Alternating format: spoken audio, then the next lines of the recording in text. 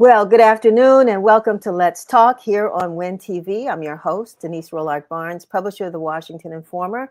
And today we have a great lineup of guests for you. So I'm so glad you're with us, and hopefully you will tell folks to join us because they don't want to miss this show today. First, we have Reverend Lennox Yearwood, Jr., President and CEO of the now in its 20th year Hip Hop Caucus, joining us to talk about environmental justice as we close out Earth Month. And following Reverend Yearwood, we're going to have Florizelle Liser, President and CEO of the Corporate Council on Africa, here to talk about the upcoming U.S.-Africa Business Summit being held in Dallas, Texas next month, actually May 6th through the 9th. You'll want to hear about that. And then finally, we're going to close out Financial Literacy Month with Ben James Brown, Vice President of Financial Health at Wells Fargo, and Mark Harris, Director of Education Activities for the Alpha Phi Alpha Fraternity Incorporated, Omicron Eta Lambda chapter, who are going to discuss a program tailored for students right here in the District of Columbia to help navigate economic challenges and opportunities. So as I said, we've got a great lineup of guests with some great information, and I'm so glad. What makes it most exciting is that you're here with us. Now, I hope you've picked up a copy of this week's Washington Informer. I always like to show the print edition because people always ask, are you still printing a newspaper? And I have to say, yes, we are, because that's what our readers want.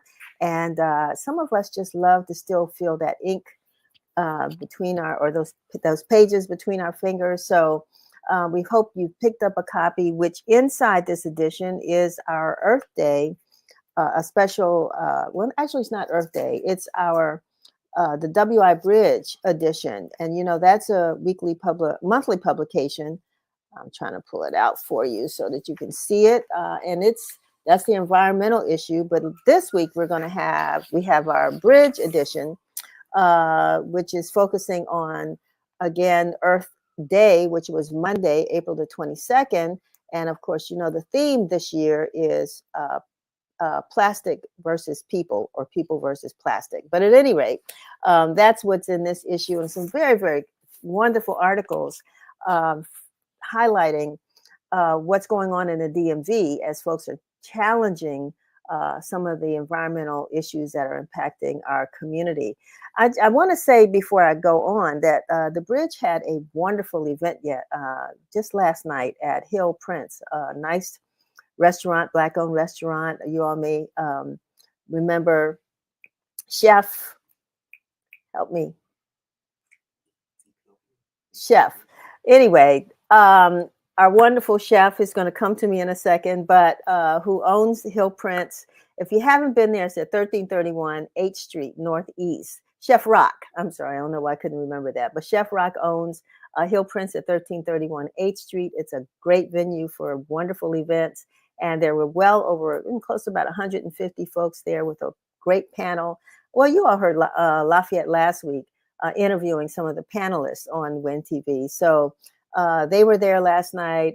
Great, wonderful food, great music, sustainable drinks, all of that. It was a wonderful event. And so I just wanted to give the Bridge and the folks that pulled that together a shout out for the first salon. And, Misha, our editor, likes to say it in a different way, salon or something like that. But anyway, we call it a salon. So it was a great event. And we're going to just stay tuned for more like that, because we're going to be doing those in the future.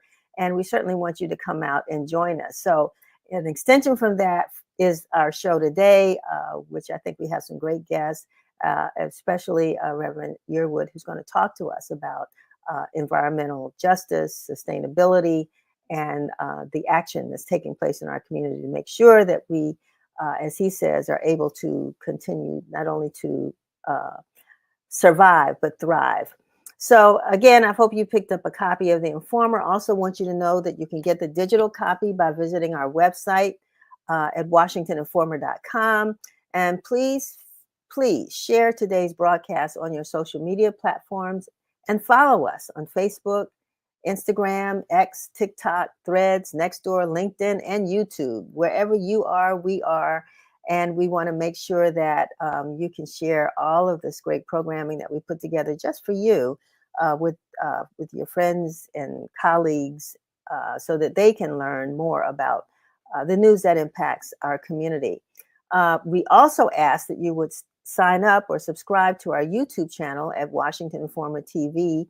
No spaces here on YouTube. So please sign up. We are trying to get that to that 1,000 mark. It shouldn't be hard, but it's been a little challenging for us. So we're going to have a little, we're almost there. So we certainly would like for you to help us to get to that goal or even exceed that goal. So we are asking for your support. So before we start our program, let's take a moment to watch this weekly news broadcast brought to you by Curtis Knowles. This is Curtis Knowles with WIN TV News. Prince George's County is now taking applications for security camera reimbursement roughly 13 months after initially approving the plan. The rebate program offers residents, businesses, and organizations up to $200 for new camera system purchases and $100 to help offset subscription costs to store video footage. The bill that made the program possible is known as the Jay's Act New Law, in honor of the 13-year-old who was murdered in November of 2022. Originally, the rebate program was intended to be countrywide, but budget difficulties forced the county to narrow the scope of where it will be offered. And for now, the program will only be open to certain police-identified priority areas, which include Langley Park, Walker Mill, and Glass Manor. Anyone applying for the rebate must have purchased their cameras after July 1st, 2023, and applications will take between 45 and 90 days to be processed. DC is launching a teacher apprenticeship program that city leaders say will extend the teaching pipeline in some of the most high-demand subject areas. The program will allow DC paraprofessionals and high school graduates to receive a free education while working in a city school. Through a partnership with the University of the District of Columbia and the University of the District of Columbia Community College, aspiring teachers will get coursework to complement on-the-job training. OSSC is expected to start enrolling candidates this fall, and the first cohort will likely include up to 50 people. Additional grant money could be used to increase the number of participants, and participants who graduate from the program will be eligible for an OSSC educator credential in elementary education, special education, or early childhood education. Legislation forcing TikTok's parent company to sell the video sharing platform or face a ban in the U.S. received President Biden's official sign-off Wednesday, but the newly minted law could be in for an uphill battle in court. The app's China-based owner ByteDance has already promised to sue, calling the measure unconstitutional. The law.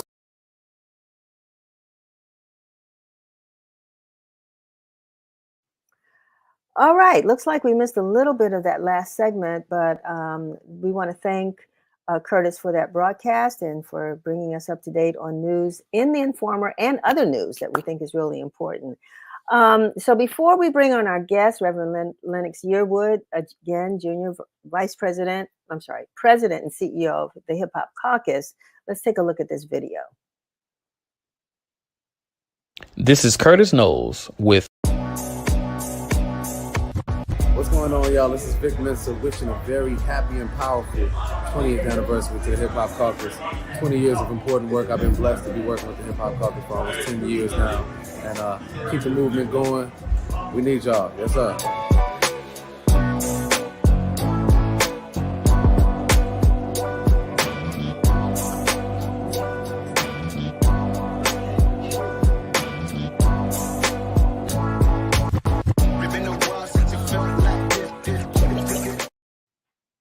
Wow, 20 years. It's my pleasure to welcome to Let's Talk Reverend Lennox Yearwood, Jr., President and CEO of the Hip Hop Caucus.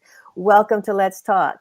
My dear sister, it's so good to see you. It's good to see you. You know, we've been trying to have this gathering for a little while, and you know, the time is always right. And well, today is Arbor Day, so happy Arbor Day. You gotta, thank you. You gotta do this and then go plant a tree. I was about to say, tell folks what Arbor Day is. Arbor Day is when we encourage planting a tree, and particularly for urban greening. We love that. If you are particularly here in DC or wherever you are around the country, make sure you get out there and plant a tree so we can make sure and create, more beautiful communities as well as cleaner air for our folks. Tell us, Reverend Yearwood, how did you kind of get into this whole movement. I have to say, I listened to your interview this morning on WPFW, so I got to give a shout out to a sister station. It was a great interview. I learned a lot about your history, and but I kind of missed the connection about living in New Orleans. I mean, you went to Howard, but you talked about was it Cancer? Cancer Alley. Cancer Alley. And what is it that triggered your passion to get into this whole environmental justice movement? Yeah.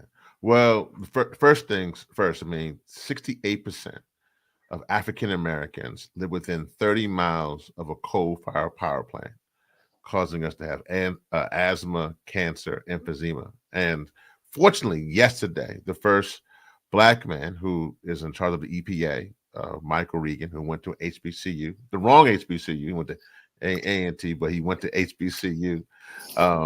In that regard, put forward legislation to stop that. That's the end of the process. Yes, there was an amazing day about how we curb pollution from power plants. But fast forward how we got into this, for me, we were working in DC. Hip Hop Caucus had just started. We had this guy finished doing our work around electoral work in 2004. People knew us from Vote or Die and the Hip Hop Summits. And we were doing that work around getting out the vote. And then in 2005, I was here in DC and Hurricane Katrina hit my home state community in Louisiana. And I sat, like most of us, watching my community literally drowning and then left behind in the richest country in the world. And that for me was like, well, hold on. Why is it that these storms are what they're doing? And then did more investigation. And we realized that our communities are facing the climate crisis first and worst. And from that moment on, I mean, I saw Inconvenient Truth with Al Gore, but I realized that the climate crisis wasn't just environment, but also white supremacy. And if we can connect the dots and be more intersectional environmentalists, meaning understand that racial justice is climate justice and climate justice is racial justice, we would get involved. And you mentioned, then we begin to look more further. Because I'm from Louisiana, I didn't really know about Cancer Alley. I mean, I heard about it, didn't really know about it. And for those who are listening or watching, Cancer Alley is an 85-mile stretch of land between New Orleans and Baton Rouge, in which they're putting petrochemical companies and fertilizer companies, everything you can imagine they're putting there, but it causes the highest rate of cancer in the country. So much where our people are dying. And it's so sinister because the fossil fuel industry, not only did they put these chemicals in Cancer Alley, but they find former plantation sites to put the plants on where they can just put pollution in these communities. So from that moment, we have begun getting involved. And then we noticed, to be honest, that it was mostly white people, honestly.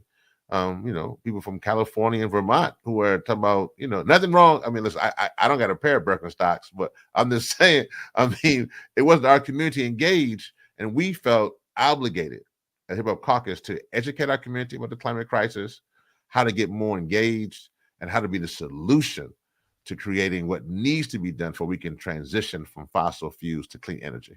That's one of the questions that I think about often. I mean, one thing I always say is that, I consider, people of African descent the original environmentalists. I mean, that's one reason why we were so valuable to this country, because we understood how to use the earth and the sun and the seasons, and we were so connected to nature that we understood how to use it to, to support our lives, our lifestyles, and those who we worked for. And so I'm wondering, because I'm wondering if there's a way you can, is it a myth, or can you demystify the myth that Black folks really don't care about the environment, that we're victims of it, but we're not protectors? Can you, because the Hip Hop Caucus, I think your organization, is a face that's different than what we often see. Yeah. Folks in the environmental movement. But where are we as a race of people? Are we just victims, or what are we doing to? Yeah, that's a great question. So it's important for people to know that our communities are most impacted, as I said before, by not only the climate crisis, but by pollution. And that happens here in America, or that also happens on the continent, happens in the Caribbean and the global South. And so we're impacted, and we're the ones least causing the crisis. So that's also important to know that we're not the ones who are putting out the pollution and putting the carbon in the atmosphere. The point is this, that when the climate crisis, when you look back to the first, this is Earth Month and the first Earth Day, when Earth Day was first started in 1970, it was more of a protest, but even in that process, when it was created, it siloed itself from other movements. It siloed itself from the queer movement that was happening in New York, the feminist, womanist movement that was happening, the Black Pride movement. This is post Dr. King's assassination. So when you look at that time frame, they kind of siloed themselves. So even though it was everyone's problem, it really became a problem. It was more around tree hugging and conservation. And so people just figure, okay, well, that's not really our issue. Fast forward literally to probably when the Markey Waxman bill was being put forth in Congress in 2011, we realized that, hold on, we're the ones who are most impacted by the climate crisis. And our community began to get more engaged and more involved. And now that has come full circle, in which environmental justice is a key component to federal legislation. And even furthermore, now billions of dollars, if not trillions of dollars, are now being put forth into our community. That's the section there. Because the one thing I don't want us to miss right now is that, yes, we suffer because of the climate crisis, but we can be the solution, and we can also create economic empowerment, because with the IRA, the Inflation Reduction Act, the Bipartisan Infrastructure Law, the CHIPS Acts, there is billions of dollars that has to go to our communities. And so we are now also missing out on the benefit of being the solution. And so we want to fix that as well, to not only not be the ones who are suffering, but be the ones who can also be the solution to the crisis that's happening in our communities. So if you look at our communities, I mean, we feel pretty blessed because we have had for the last 2 years a very engaged environmental writer, who's talked about things that are happening right here on the ground in Washington, D.C., Southeast, everything from, lead in water to lead in paint, the impact on children that are suffering, the largest number of children suffering from asthma, all those kinds of things, and issues that residents are having that the city is being forced to resolve, like putting dumps in neighborhoods, what have you.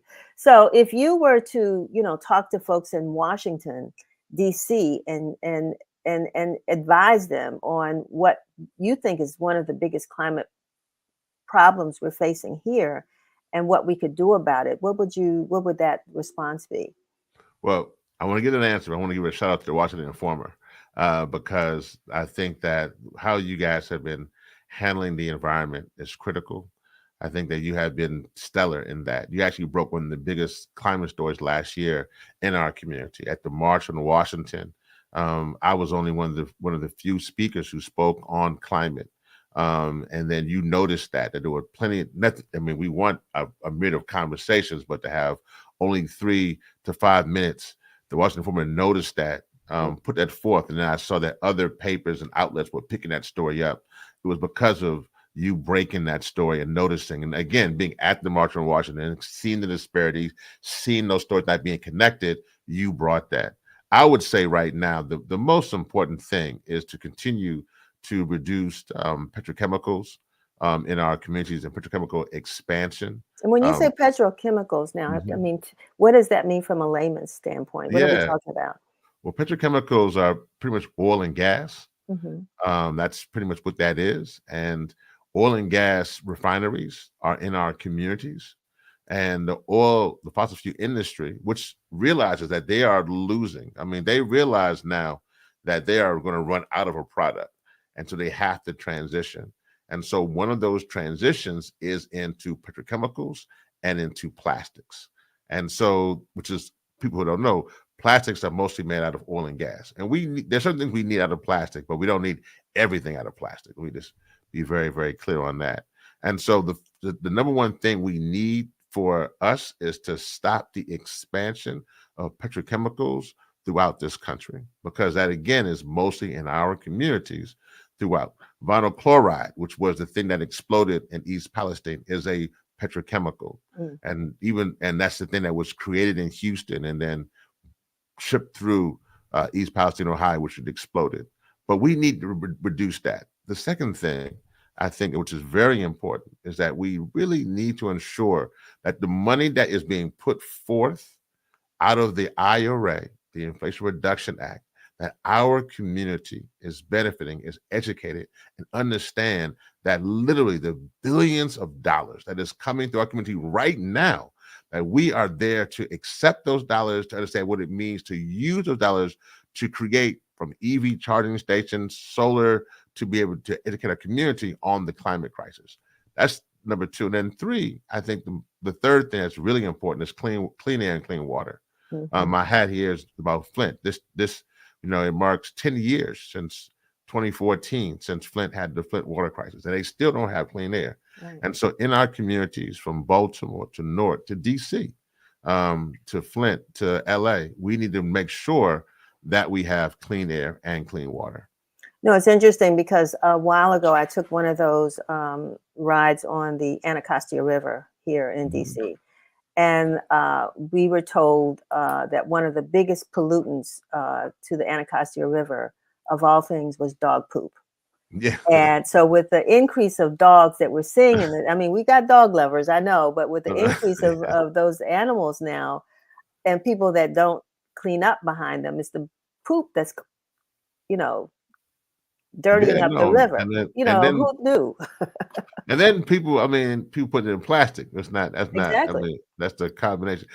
So those are, and those are a combination of things. I think what I have seen, without a doubt, is particularly young people understanding the importance of what's going on. Right. And I think they understand that we have to do something about the climate crisis. They don't have time for games. They realize now that the fact that we are limiting ourselves on clean air, on clean water, that we are literally putting ourselves in a position of having a world of wildfires and droughts and tornadoes and hurricanes, that for them, even now, they realize that we have to do all we can. And I would say, what's important, you say what could be done on the Washington level, I would say to everyone who just listening, listen, 100 years from now, 21, 24, more likely a lot of us won't be here. But the fact that we can help us to transition from fossil fuel to clean energy will help that next generation have clean air and clean water. So a lot of young folks don't know how to find their way to that organization where they can actually get involved and become engaged. Tell them how they can connect with the Hip Hop Caucus. What is it? How can they become? Is it a membership? How do they get engaged with hip hop? Well, Hip Hop Caucus. A few things. They can text climate to 79591.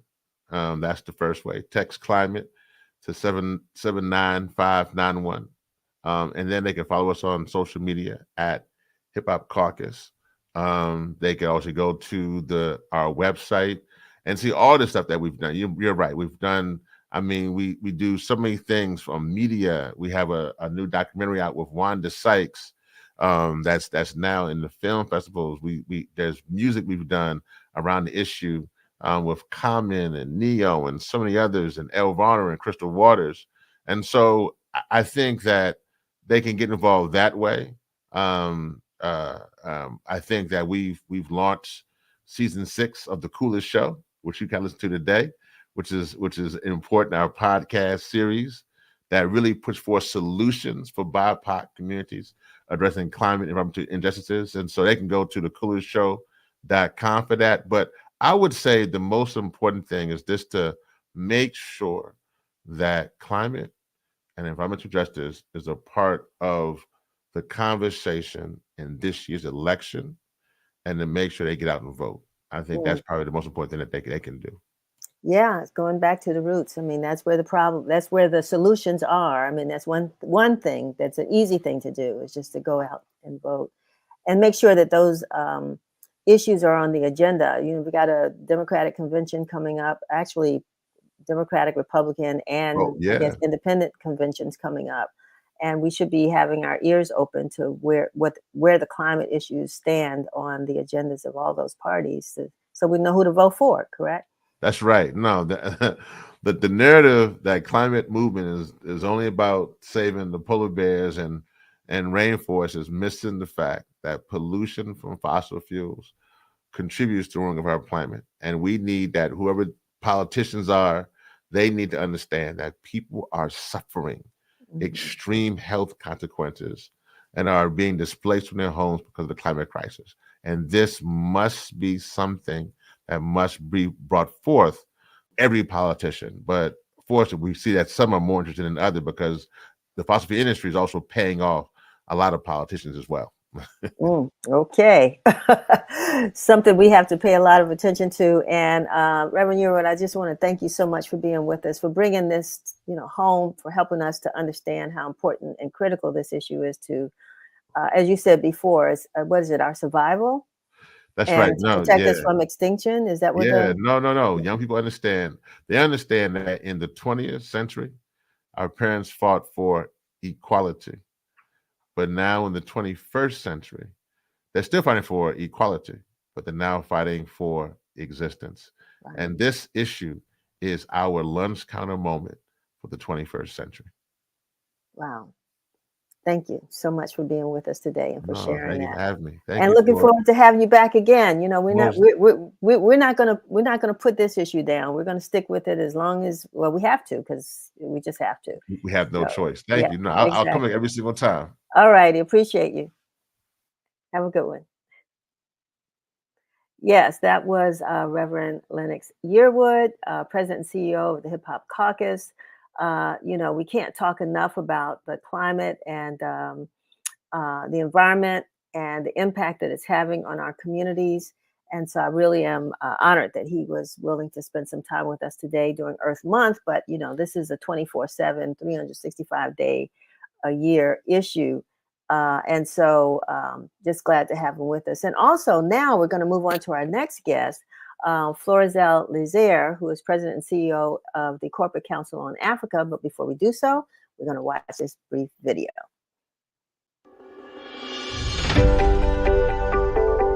Corporate Council on Africa proudly presents the 16th edition of the U.S.-Africa Business Summit, taking place from the 6th to the 9th of May. After 2 consecutive years of gatherings on the African continent, Morocco in 2022 and Botswana in 2023, the U.S.-Africa Business Summit returns to the United States. Well, we just finished talking about the importance of the climate and the environment and why Black folks should care. Flory Liser is going to come and tell us why we should care about Africa and the role that the Corporate Council on Africa is. You got it set up really well. Fantastic. But talk about why we should even care about Africa and doing business in Africa and having this summit right here in Dallas, Texas. Flory, welcome to Let's Talk, and tell us why should we be interested in opportunities in Africa? So first of all, thank you to the Washington Informer. Denise, thank you for having me as a part of this show today. As people of color, the diaspora, we absolutely should care about Africa. And there is a perception of Africa which is unfortunately not accurate. Too many times on the news, with the exception of media folks like yourself, what we see about Africa is negative. People starving, conflicts and wars, etc. And yes, Africa does have some challenges, but there are lots and lots of successes in terms of the continent. We have the youth who are, the growing demographic of Africa. They are tech savvy. They are the young entrepreneurs of Africa who are driving those economies and also connecting with U.S. companies buying our products and our services. And so CCA, as a 30-year-old business association, with both U.S. and African members, companies who are both multinationals as well as SMEs. We are sending out the word. We have been focused on what the opportunities are in Africa to grow your business and to grow the economies, to create jobs both there and in the US. And so our members are excited about the opportunity to come together with business leaders from across Africa, as well as with heads of state, ministers, and other decision makers. We're coming to Dallas, Texas, May 6th to 9th for our US Africa Business Summit, and very excited to be bringing not only the Africans who are leading on their side, the public and the private sectors, but also from the US side, we have top companies from around the US, as well as a stellar delegation coming from the United States government. So why Africa? I'll just end by saying that there is no major issue that the world faces today, including climate, as Reverend Yearwood was just talking about, to addressing poverty, to education, to food security. There are no issues in the world that are critical that you can solve without partnering with Africa, without a focus on Africa. And so this is why we tell people that what we're doing is really critical. And we're inviting everyone to come to our U.S. Africa Business Summit in the next, 10 days or so, Yes. and join there to have a conversation about all the sectors that are vibrant and are driving economic growth all across Africa, as well as in the United States. You know, one of the things that I think is such an injustice when it comes to telling Africa's story is that we don't really know how progressive the continent is. And, you know, I think back, and this is a really minor thing, but for me, it was a real aha moment when cell phones first came out. Right. And, you know, here in the United States, you didn't give your cell phone number out to anybody because, you know, if they called you, it was going to cost. And, you know, you called them, but they couldn't call you. When I went to South Africa, it was so different. You know, everybody, that was their main means of communication. So everybody shared that information. And look at where we are today. Right. Absolutely. We don't even have landline phones anymore. They didn't have them. But now they have a source of communications. And so I'm thinking, as I read things about, you know, different countries in Africa, from banking to agriculture to, like I said, finance, they're so progressive. And so with this summit, I think, you know, what you're doing now is showing what those opportunities are to really engage and connect. So tell us what is the main objective of the summit? And also, why Dallas? Well, let's start with why Dallas. So Dallas is, you know, the center of the country. You have Fortune 500, Global 100 companies there. One of the ones I want to talk about is the fact that our chairman of the board of Corporate Council on Africa is a diaspora African. He's a Nigerian American. He runs a company called Access, which is a health tech company, doing, you know, incredibly well, and not just in the US, but, you know, globally. And so, you know, we're in Texas for that reason, but also, you know, people don't know that Texas has the largest of all the states in the US. Texas has the largest diaspora population. And the city of Dallas, the Dallas-Fort Worth area, is the third largest diaspora community in the United States after New York and Washington, D.C. Define diaspora for us, Flori. Define that. Well, it's people of color, diaspora Africans, but I think in the sense that, you know, people who are born in Africa, so the newer generation born in Africa and coming here now. And so not necessarily African Americans like myself, but more the diaspora African community. And so, you know, there are so many people of the diaspora community of Africa that are in the Dallas region and in Texas more broadly. And so, one of the things that we want to do is to talk about how diaspora Africans, as well as African American SMEs, women-owned SMEs, youth-owned SMEs, can connect to each other and do business. And we tell folks that, lots of US companies, large and small, are in Africa doing good. But the bottom line is that they're also there because they want to do well. And some of the fastest growing economies in the world are in Africa. And, everyone in the world who's trying to grow their business, they're in Africa for a good reason. But you were just talking about the perceptions before and what's happened with cell phones. And, you have a whole tech revolution that's happening on the continent. A lot of the, latest apps and latest tech applications are being developed on the continent, and they're sharing it with us. Yes. That's one more reason why we want to shine the light on Africa. And then I'll say this, Denise, sometimes people will say, oh, doing business in Africa. Oh my goodness. And I'll say to them, well, wait a minute, Africa, which part of Africa are you talking about? Which of the 54 countries are you talking about? Africa is not a country, it is a continent. Yeah. And, if you're concerned about one particular country or one segment of a country, maybe that's rational. But to be concerned about, Africa and doing business there, that risk perception is actually not one that aligns with reality. And for those of us who go to the continent all the time, I show people pictures and they think that they are seeing, San Francisco or, New York City or whatever. And I'm like, no, this is Accra, or this is, Joburg.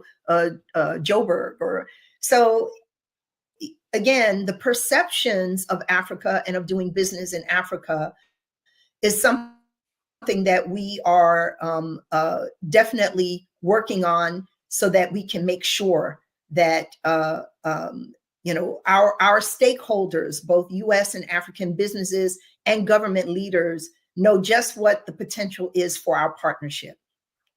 I want to ask you who some of the key speakers that you are going to have at the event, and maybe some of the topics. And I'm just going to say, we just had the NFL draft yesterday, right? And where is the NFL going? To Africa. So, and I think you have a panel that talks about that as well. So tell us what folks can expect and if they can still register for the conference. Oh, absolutely. We still have room, not lots, because it's been filling up every day, but please do go online and register. We're at www.usafricabizsummit.com. And you can go in the chat. We'll put it up in the chat so people can go there. But it's usafricabizsummit.com. And you are still able to register for the conference. So in terms of who's going to be there, and then we'll talk about some of the topics we're going to cover, including the financing and investment opportunities in sports and the creative arts, right? Lots of shows, you see now, Netflix and Amazon Prime and other US platforms, streaming platforms that are using African content. And we love it over here, right? Yeah. So that's an area where the opportunity to invest and to expand African content into what's streamed in the United States and worldwide is there. But we'll also be talking about energy and energy transition.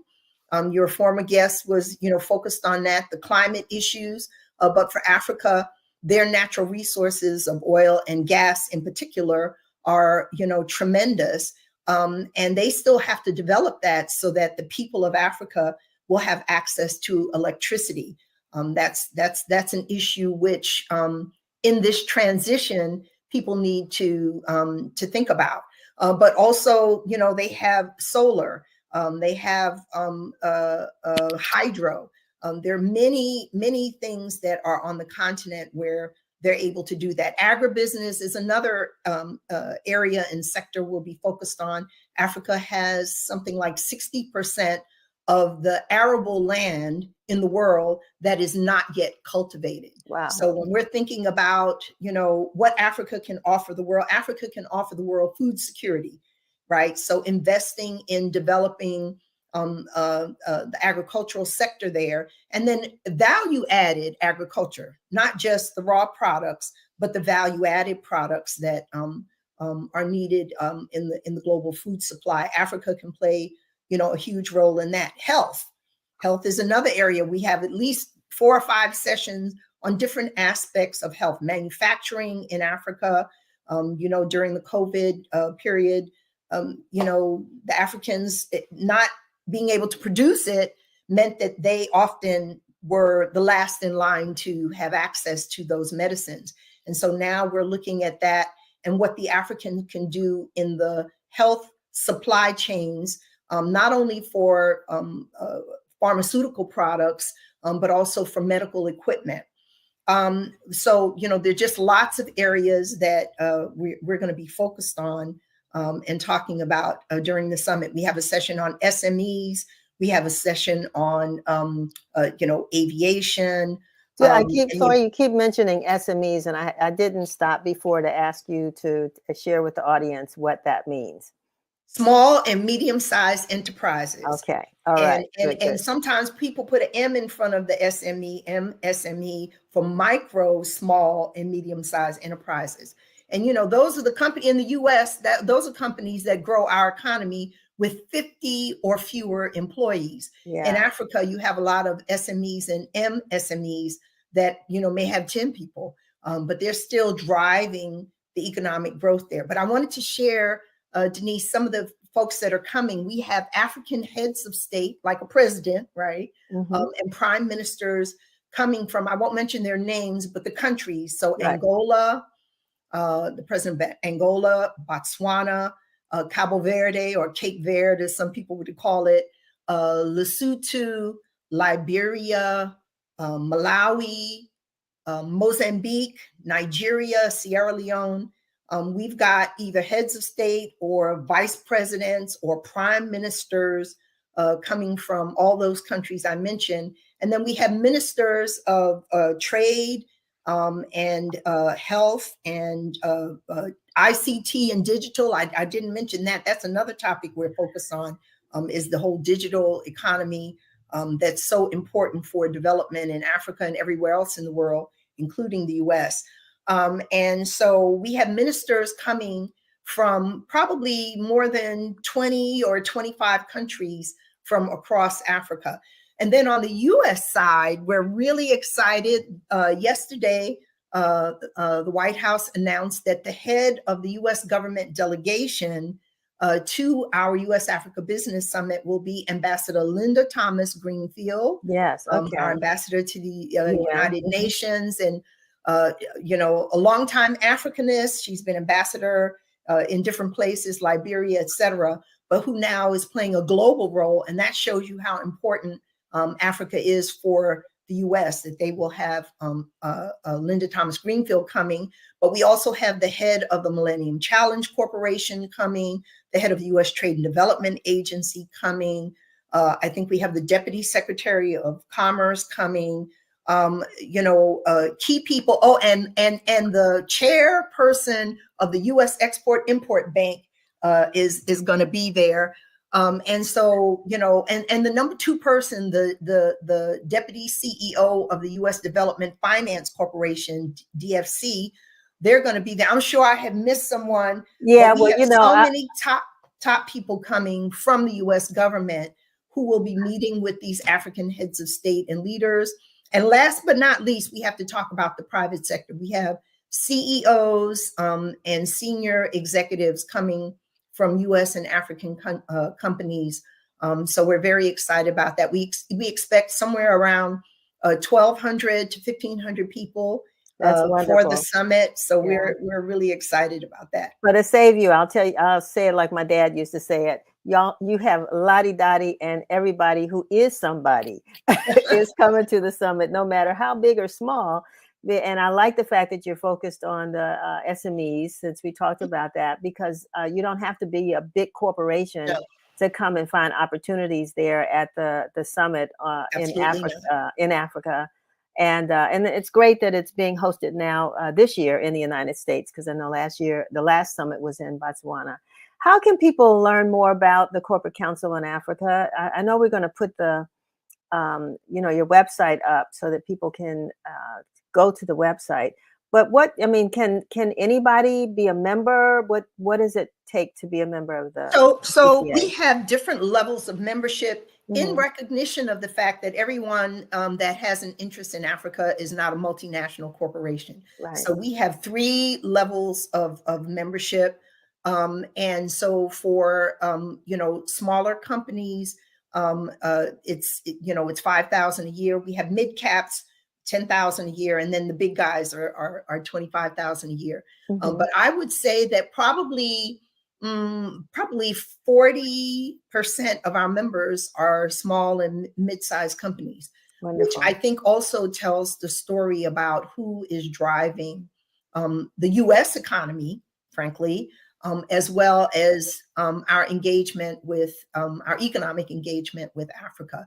So we welcome companies of all sizes, and we also welcome individuals to come and be a part of the summit. We don't have individual membership in CCA, but we find that we open our events to like the summit to lots of people, whether they are part of a corporation or not. Sometimes they just have a strong interest in the continent, want to learn more, want to meet people. And our current motto is that we provide the access, connections, and insight for anyone who is interested in doing business on the continent.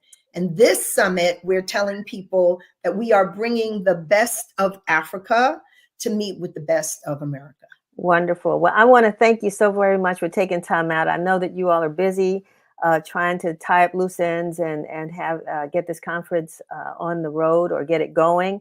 I'm hoping, Flory, that at some point, I know we'll be there covering, but I would love to have maybe a U.S. company representative who actually did a partnership, is engaged with doing business on the continent or vice versa, to show that it's not just one of those networking events, but it's a real business growth event. So we will talk about that, and once we get past and we have exhibitors there. I didn't mention that we have an exhibition area, and we're going to have at least 20 or 30 different companies from US and Africa who will be showcasing what they do, the products and the services. So that's another opportunity, Denise, for you and your team to come and to talk to people who are there. They'll be open to having you come to their booths and meet with them and find out what they're doing.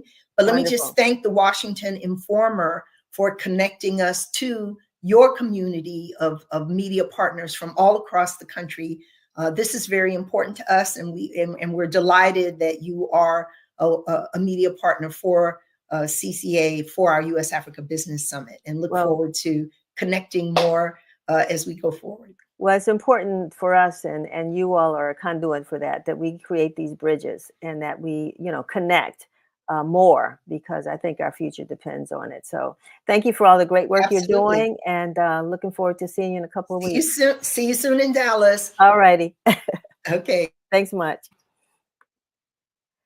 So I tell you, we've been talking about the climate. We've talked about Africa. Now we're going to come really and talk about our financial health and wellness. So it's my pleasure to bring on Ben James Brown, Vice President of Financial Health at Wells Fargo, and Mark Harris, Director of Education Activities for Alpha Phi Alpha Fraternity Incorporated, who is wearing that black and gold today. So, yes. Everybody in the Informer, seem like all the men are well, except for one, are Alpha. So they would be very, very happy to see you today, Mark. But thanks for joining us. Thank you. Thank you for having us. Oh, my pleasure. My pleasure. And hopefully you've, saw some connections in some of our prior conversations. But let's talk about what the what the fraternity, what Alpha Phi Alpha is doing in the area of financial education. What is the Finance Academy that has been established? All right. So in 2022, when we were initiated, I took over the role of Director of Educational Activities. And one of the mandates that we got from our chapter leadership and just the demands we've heard at large was the gaps of financial literacy. And so Ben James and I put our heads together. We came up with the Alpha Finance Academy, and we're using one of the parts of the program is the hands-on banking experience that Ben James will talk about. But we wanted to recognize that there's a heavy demand and pressure on teachers just to provide everything in the school day. And we wanted to push in as brothers just to give our expertise around financial education and also lend our presence in our various careers. And so we connect those two things, the hope of what you can become, and also the financial lessons that you need to kind of get to those steps. And also we found that this program links children and the young people really to understand the sacrifices that their parents and others make for them through the experience. So this has really just been a 2 years worth of like just going out and evangelizing this message. But I mean, Ben James, maybe you can say also sort of share, what initiated this idea? What was the impetus to say this is an area we need to focus on for young people? And who are those young people? Are they elementary, middle, high school? Yeah, it's education for all. I mean, our aims are to improve the financial health of our young adults and youth, the same in the District of Columbia. And I'll say there are several programs out there that we have around economic empowerment, workforce development. But let's be real, you can have someone who's making $1 million and be $1 million in debt, really good jobs and getting our youth prepared for what life is going to look like. But they don't know how to manage their funds. And so I think it's the one common language that we have, around the world is money and money management. And if you don't know, then unfortunately, you'll be one of those folks who are questioning all the time, what could I have done differently? And so the hands-on banking platform that the Omicron Eta Lambda chapter leverages, powered by Wells Fargo, is a real-world money management simulation. And it's designed for students, but it's designed for young adults as well that teach important financial education concepts, such as budgeting, comparing, shopping, evaluating needs, wants, trade-offs in a relevant and an engaging way. So we have a lot of fun. And during this activity, our students are assigned profiles that detail income, their careers, family information. You'll have some youth who will be married with 4 kids, and they have to go throughout this simulation, these 13 stations that mimic real life experiences and expenses such as clothing and groceries and housing. And at the end of the experience, we want them to come out with some money. Some don't, but it's a really great way to have conversations around this conceptually. And then for our adults and our college students, it's a really great way for them to reground themselves in what's most important and how do I start doing things a bit differently so that I can save and just have a different discipline and habit, around my money management. So this is a digital platform, and Yes. is that what I'm hearing? Okay, and so Yeah. how would a young person, a parent, how do they engage with this? Do we just I'm sure we're going to put that up in a minute, but is there a website that we go to or? Yes. So Okay. handsonbanking.org offers Okay. an array of programs and presentations for teacher practitioners and for consumers alike to go on and get real world experience and tutorials around financial health and skills that they need to build. And anyone can use these. It's a free resource. It's educational. It's for non-commercial use, but it teaches these valuable skills. And the Omicron Eta Lambda chapter with Alpha Phi Alpha Fraternity Incorporated, we've taken this curriculum to bestow all of that knowledge into the schools that we serve. Specifically because it's Financial Literacy Month in April, Denise, what we are focused on is reaching 1,906 youth, our founding year, to make sure that those youth are educated around what's most important. And you have to start young. You know, when you think about equity in this world, I remember when my son first went to college, and he got that first piece of mail that was a credit card. And I Yes. forgot that he just turned 18. And so I said, well, let's look at his credit score. He went and pulled up my FICO, and he had a 700 credit score. Now, that's not the norm. The thing is, I was educated around what was going to help boost his credit when he was 12 and adding him onto my first credit card. So knowledge without, action doesn't equate to most. And you can't just educate someone around financial literacy and expect them to improve. It takes that action that's followed with it. And because I was able to do that for him, he was able to move that needle quite a bit. And then we were able to have a conversation about it. But we have so many youth, especially here in the District of Columbia, who are not armed with those resources. Right. And so this is where Alpha said, you know what, we can plant our feet in the ground and make a big impact for our students here in the District of Columbia, which is what we're doing today. That's fantastic. Mark, did you want to add something? Oh, no, I just wanted to echo that financial literacy is vital to address those systemic socioeconomic disparities. And Alpha Phi Alpha, we develop leaders, promote brotherhood, academic excellence, and while providing service and advocacy. And financial literacy is a big service, what we're doing with the Finance Academy, but it's also the advocacy, letting everyone know like we're doing this work with the students that are furthest from opportunity, but they need to see that, hey, the opportunities need to start coming in and that people want to work towards these opportunities. So, I mean, just when the opportunities come, we want to at least know that our students know what to do when that first credit card comes when they go to college, or they can at least remember the simulation and understand how these choices really make a difference, and not just seeing that big check and thinking, oh, I got this, X amount of money, that has to take care of all these needs. And again, after every scenario we've done, the students just are in awe of the real world because we've made it good for them for a lot of them, and not despite the challenges they face. Like all intents and purposes, they don't always think about these things, and so they really appreciate it. I've not had one student that was bored or said this wasn't worth it. They really get engaged, and at the end, like Ben James said, when they don't have money, I just kind of say, well, unfortunately, that's life. But I also let them know that they can't judge or make any type of, because I'm like, that does happen. And it happens more often than not, like in the example that James said earlier. So this is a very essential program, and I'm glad to be a part of it and, is keeping it going forward. So you, it sounds like you do have schools that you're working with in the DMV. You want to tell us a couple of them? Yes, we started with this in 2022 with Ron Brown College Prep High School. We've also been at Roosevelt High School, Columbia Heights Education Campus, Murch Elementary. So we've got elementary on there. We've got a couple of schools coming up that we're just we're trying to make sure we meet the demand because it's very. So that was what I was going to ask. Is it that people reach out and say, look, we want you to have the program. We want to adopt this program at our school. Do they reach out to you and invite you in? Is that how it works? Okay. Absolutely. And I'll say this is a really great platform for those who are listening. If this is a need that you feel like your school would benefit from, and I think every school would benefit from something like this, that you can reach out to Mark or myself to make sure that we can get this on your campus. Teachers love this. And I think what's most important is this being delivered to youth, and they can see themselves in the folks who are delivering it.